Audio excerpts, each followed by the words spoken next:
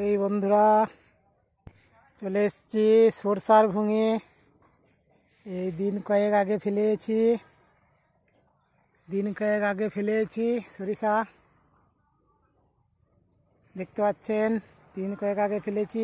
এই সবে মাত্র দু একটা চারা ফুটছে, মানে বের হয়ে গেছে, দেখতে পাচ্ছেন। দু একটা চারা বেরিয়েছে, এটা ফেলেছে। আর দিন 15 পরে একটা সেচ দিতে হবে। এই সরিষা চাষ করতে গেলে প্রথমে জোড়া মাটি 10-26 দিতে হয়।